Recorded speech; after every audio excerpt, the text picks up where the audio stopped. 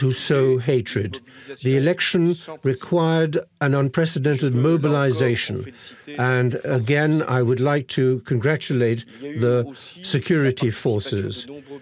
Many volunteers participated in organizing the elections. The elections were affected by no incidents. And once again, I would like to pay tribute to all those who contributed to the organization of these elections, notably the mayors of towns and cities of France. The results of the first round have placed Emmanuel Macron and Marine Le Pen for the runoff, the second round. It is my duty once again to specify what I see as the stakes of the elections that will take place on the 7th of May. The presence of the extreme right again exposes our country to a great risk. First of all, there's the long history of the extreme right. There are also the methods of the extreme right, their links with extremist groups across the whole of Europe. But above all, there are the consequences that the implementation of its program would have on the life of our country.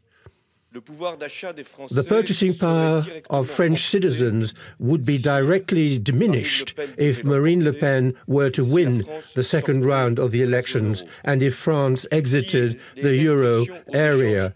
If restrictions on trade were multiplied through protectionist measures, thousands of jobs would be lost in the industries of our country. And if, again, the taxation of products from abroad if tariffs were placed on products from abroad, there would be an unprecedented increase in prices that would be particularly difficult for those on low incomes. So there is also the danger of the isolation of France, but also of a break of relations with the European Union.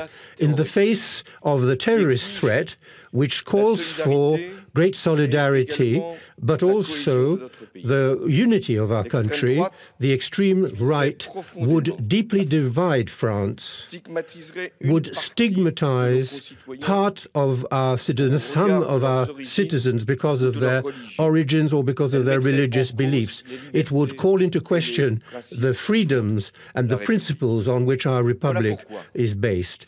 For those reasons, in the face of such a risk, it's not possible not to speak out. It is not possible to be indifferent. It is necessary to mobilize everybody and also to make clear choices. For my part, I will vote for Emmanuel Macron. I would like to pay tribute to all the personalities and political parties and movements which, beyond their reservations regarding his project, have called for people to vote for Emmanuel Macron. Emmanuel Macron today is defending the values that will allow the French to come together during this very serious period of the history of the world, Europe and France. Those, my dear countrymen, are the messages of responsibility I wish to convey to you. What is at risk, what is at stake is our very conception of France. It's also the unity of our nation and its belonging to Europe and its place in the world. Everything which I have scrupulously defended since the beginning of our mandate, and during the last days of my mandate before I pass my post on to my successor, I will continue to defend the principles to which I am attached and which are the honor of France. Thank you.